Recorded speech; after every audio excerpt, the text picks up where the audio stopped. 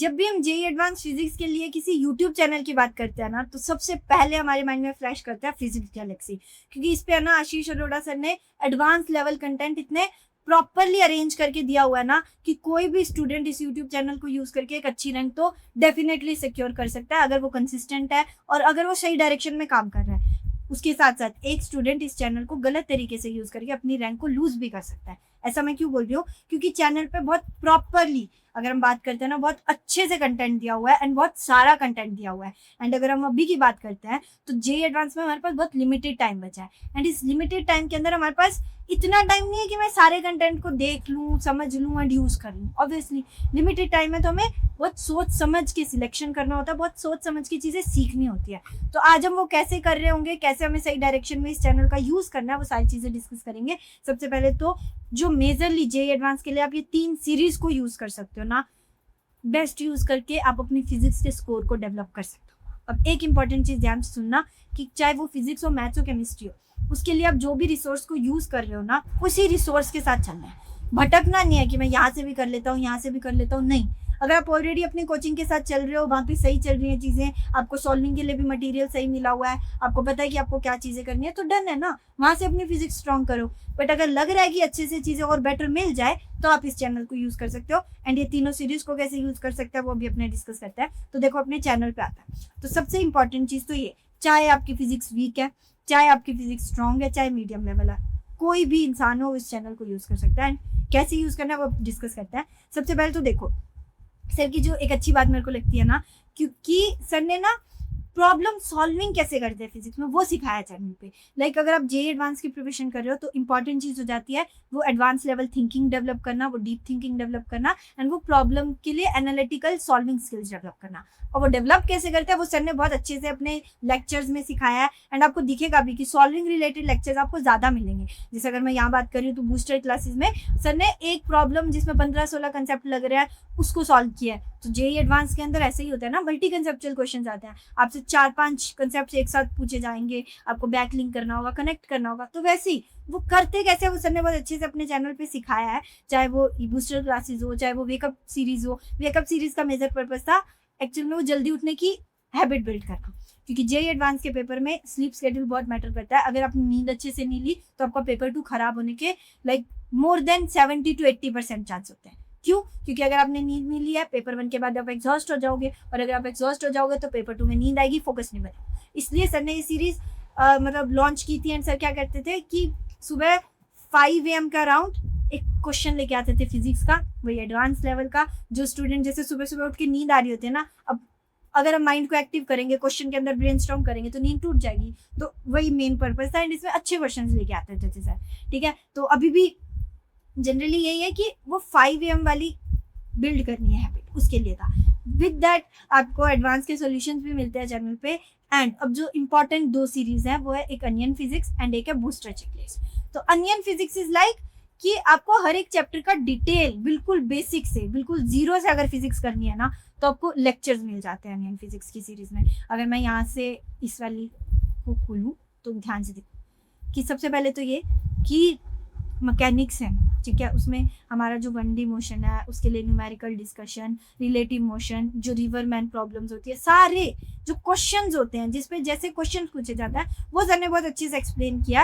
And ये detailed videos है। Like इसमें मतलब अगर हम बात करते हैं ना किस इंसान को यूज करनी चाहिए किसको नहीं, तो देखो अगर कोई स्टूडेंट है जो JEE 2027 के लिए प्रिपेयर कर रहा है, 2028 के लिए प्रिपेयर कर रहा है, उसके पास टाइम है। तो अगर उसको फिजिक्स को जीरो से अच्छे से शुरू करना है, अच्छे से डेवलप करना है, तो उसके पास टाइम है कि वो लेक्चर देखे, उसको रिवाइज करे, उसको सॉल्व करे।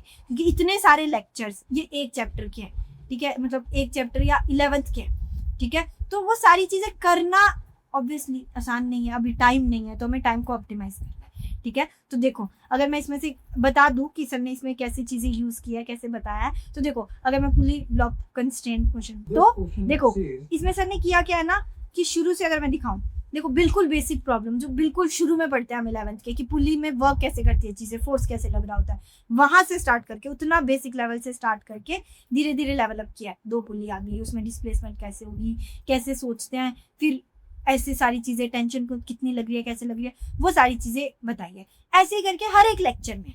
तो ये वो लेक्चर है जिस इंसान को बेसिक से चीजें ठीक करनी है, बेसिक से चीजें डेवलप करनी है, विद दैट न्यूमेरिकल डिस्कशंस भी है जिसमें थोड़े लेवल अप करके क्वेश्चंस होते हैं। तो ये सीरीज हो गई कि कंप्लीट डिटेल अगर मेरे को देखनी है कि मैं कैसे डेवलप करूं तो इस सीरीज का हम अच्छे से यूज कर सकते हैं अनियन फिजिक्स का।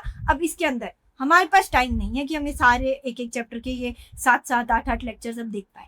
तो आपको इस सीरीज को कब यूज करना है, कैसे यूज करना है, ध्यान से सुनो।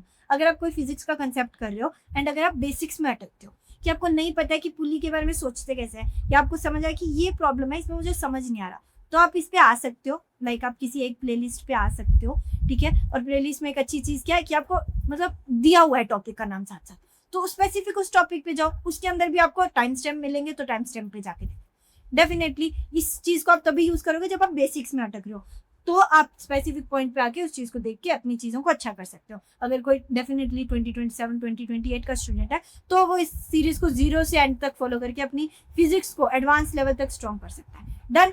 अब जो स्टूडेंट अभी जेईई एडवांस देने वाला है उनके लिए जो सबसे इंपॉर्टेंट चीज है वो है बूस्टर चेकलिस्ट।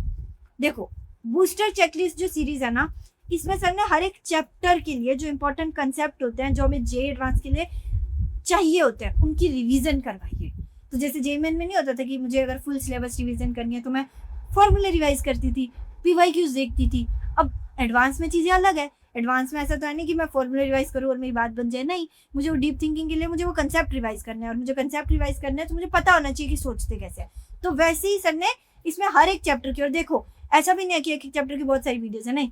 अगर लंबा चैप्टर है जैसे इलेक्ट्रोस्टैटिक्स है तो पार्ट 1 पार्ट 2 है, कैपेसिटेंस का एक ही है, ठीक है, वैसे करंट इलेक्ट्रिसिटी का एक है, मॉडर्न फिजिक्स का, न्यूक्लियर फिजिक्स का, डेफिनेटली। तो ये प्रॉपरली हमारे पास चीजें दी हुई है। अब सुनो, इसका यूज कर सकते हो अपनी जेईई एडवांस की कंप्लीट फिजिक्स का रिवीजन करने के लिए। अब इसमें एक चीज हो जाती है कि अगर तो आपकी फिजिक्स स्ट्रांग है तो आप majorly most of the syllabus कर रहे होते हो, मोर देन 80% फिजिक्स का, तो आप इस सीरीज को अच्छे से यूज करके अपनी पूरी फिजिक्स को रिवाइज कर सकते हो। बट अगर आप वो इंसान हो जिसकी फिजिक्स वीक है या जिसको कट ऑफ क्लियर करनी है, तो आपका पहले तो होना चाहिए सिलेबस डिफाइंड कि आप कितना सिलेबस करके जाने वाले हो। पहली बात तो जेईई एडवांस में अच्छी रैंक के लिए 100% सिलेबस करना ही नहीं होता है, तो ऑब्वियसली जिनके स्ट्रॉन्गेस्ट भी है वो भी 80-90 के आसपास होंगे। तो आपको डिफाइन करना है कि आप कितना कर रहे हो, 50-60 कितना कर रहे हो, एंड उसमें कौन कौन से चैप्टर्स कर रहे हो, एंड उन स्पेसिफिक चैप्टर्स को रिवाइज करने के लिए आप इसको यूज कर सकते हो। क्योंकि इसमें भी अगर मैं बात करती हूँ, लेट्स से अगर मैं इलेक्ट्रोस्टैटिक्स ही ऑन कर रही हूँ, तो अगर मैं इसकी बात कर रही हूँ ना, तो देखो स्टार्टिंग में सर ने बता दिया कि इलेक्ट्रोस्टैटिक्स के लिए ये सारी इंपॉर्टेंट है जिसपे क्वेश्चन आ रहे होते हैं। अब इन कंसेप्ट्स को रिलेट कैसे करना है, सोचना कैसे है, कैसी प्रॉब्लम्स आती है, तो मैंने बोला था ना कि सर प्रॉब्लम्स पे वो क्वेश्चंस पे बहुत फोकस करते हैं। तो आपको एक्चुअल में वैसे क्वेश्चंस में, क्योंकि फिजिक्स के क्वेश्चंस ऐसे होता है कि हो सकता है कि आपको वहाँ डिराइव करना पड़े जो भी एक्सप्रेशन है या जो भी है, तो वो एक्चुअल में बिल्कुल बेसिक से रिलेट कर करके सोचना सिखाते हैं आपको, एग्जाम्पल के साथ चीजें करवा रहे होते हैं, क्वेश्चंस के साथ। एक्चुअल में ये सीरीज एकदम वो एक कंसेप्ट रिवाइज करना है, उसको सोचना सीखना है, उसके लिए बेस्ट है, ठीक है। तो इसमें ऑब्वियसली इलेक्ट्रोस्टैटिक पार्ट 1 है, ऐसे करके सारे चैप्टर्स की आपको डिटेल में यहाँ पे रिवीजन के लिए मैं बोलती हूँ कि ये बेस्ट प्लेलिस्ट है जिसको आप यूज कर सकते हो, ठीक है। अब इसमें जो एक इम्पॉर्टेंट चीज है जो ये कि देखो, अब मैंने बता दिया कि ये यूज कर सकते हो, बूस्टर चेकलिस्ट यूज कर सकते हो, एंड अपनी वेकअप सीरीज भी यूज कर सकते हो, बट जितना टाइम हमारे पास है हम सारी चीजें नहीं कर सकते, एंड उसके लिए ही आपको सिलेक्टिव बहुत होना पड़ेगा, क्योंकि ये कंटेंट बहुत अच्छा है, हमें भी पता है, बट ये कंटेंट हमारी हेल्प भी कर सकता है, हमारे लिए नुकसान भी हो सकता है। क्यों? क्योंकि हमें अगर चीजें समझ आ रही है, अच्छी लग रही है, तो हम करते हैं ये भी कर लेता हूँ, ये भी कर लेता हूँ, ये भी कर लेता हूँ, एंड आप अपनी सिलेक्टिविटी के रास्ते को जैसे ही छोड़ोगे आप अपनी रैंक लूज कर दोगे।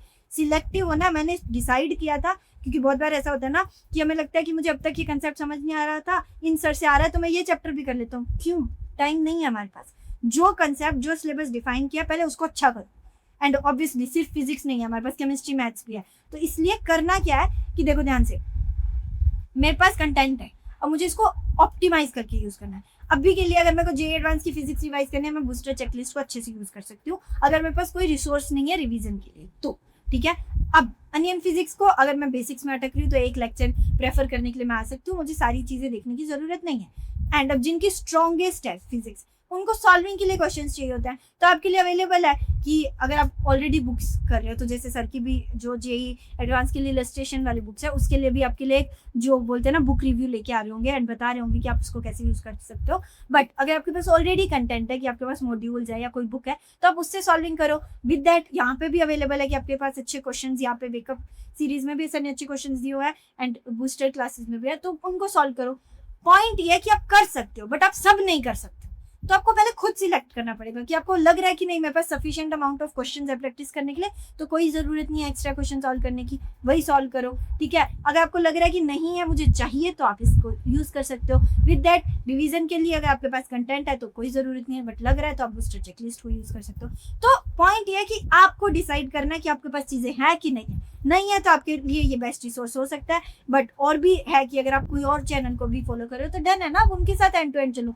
मेरा मेजर पॉइंट ये था कि ये चैनल पे कंटेंट अच्छा है, तो इसको आज रिव्यू करके आपको बताना कि आप इसकी चीजों को कैसे यूज कर सकते हो एंड कैसे अपने फिजिक्स के स्कोर को बूस्ट कर सकते हो। तो अगर मैं समराइज कर दूं तो मैंने ये जो 3 सीरीज के बारे में बताया है, ये कंटेंट है जो आप यूज कर सकते हो। एंड विद दैट अगर मैं मेरी बात करती हूँ तो मैं वो स्टूडेंट थी जिसकी फिजिक्स बहुत वीक थी, लेकिन मुझे कट ऑफ बोलते हैं ना, कट ऑफ क्लियर करने का भी डर था कि मेरी कट ऑफ क्लियर होगी कि नहीं होगी। तो मैंने इस चैनल को कैसे यूज किया था, मैंने कैसे इस चैनल में से हेल्प ली थी अपने फिजिक्स के कॉन्सेप्ट्स को स्ट्रॉन्ग करने की, वो नेक्स्ट वीडियो में डिस्कस करेंगे।